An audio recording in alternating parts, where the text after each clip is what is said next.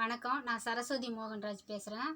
Carrot இப்போது பொரியல் பண்ணாமல் ஃப்ரைட் ரைஸ் செய்ய போகிறோம். இது ஒரு டம்ளர் அரிசி, இதை சாதம் வடித்து எடுத்திருக்கேன். இது கேரட்டு. இதை வதக்கி இதில் போட்டு இப்போ ஃப்ரைட் ரைஸ் செய்ய போகிறோம். எங்கள் பசங்களுக்கு ரொம்ப பிடிக்கும். அதனால் கேரட் சாப்பிடாத பசங்களுக்கு இப்படி செஞ்சு கொடுத்துட்டா சாதத்தில் கலந்து சாப்பிட்ருவாங்க. அது மாதிரி நீங்கள் செய்யுங்க. இப்போ ஸ்டவ்வை ஆன் பண்ணி அடுப்பை பற்ற வச்சிடலாம். வானல் வச்சு இதில் எண்ணெய் ஊற்றிடலாம்.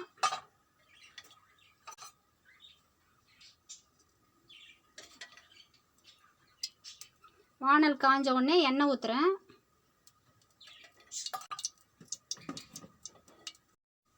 மூணு ஸ்பூன் ஊற்றிருக்கேன். இதில் நான் எண்ணெய் நல்லெண்ணெய் தான் ஊற்றிருக்கேன். இப்போ இது ஃப்ரைட் ரைஸுன்றதுனால கடுகு. இப்போ இதில் நம்ம ஜீரகம் போட்டுடலாம். அந்த எண்ணெயில் கடுகு போடக்கூடாது. ஜீரகம் பொரிஞ்சிடுச்சு. பொரிஞ்ச உடனே பச்சை மிளகாயும் வெங்காயமும் இதில் போட்டு வதக்கிடுவோம்.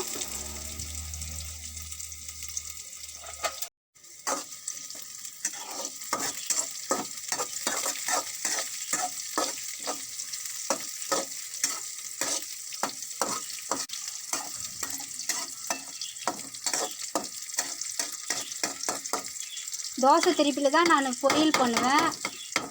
அப்போ தான் இது அடி பிடிக்காமல் வரும். இப்போ வெங்காயம் வதங்கிடுச்சு, செவந்துருச்சு. இதுக்கப்புறம் கேரட்டை போட்டு இதில் வதக்கிடலாம்.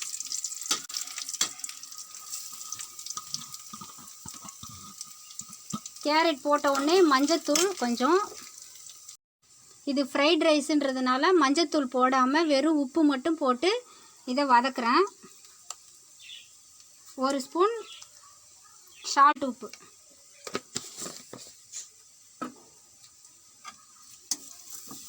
இதை வதக்குறோம். இதுவும் நல்லா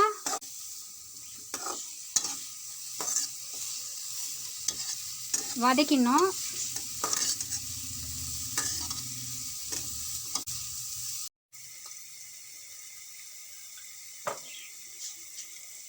இதில் கொஞ்சோண்டு தண்ணி தெளிக்கிறேன்.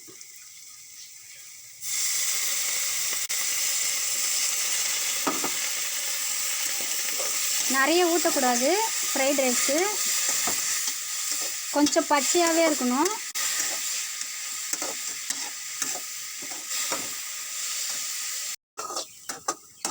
இப்போ இந்த கேரட் வதங்கிடுச்சு. இதில் சாதத்தை போட்டுடலாம்.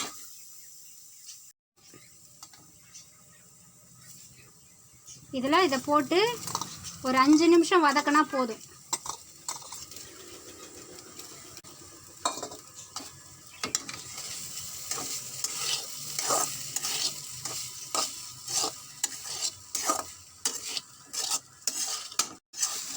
இது வதங்கிடுச்சு. இப்போ இதை எடுத்து கிண்ணத்தில் தட்டில் சர்வ் பண்ணிடலாம்.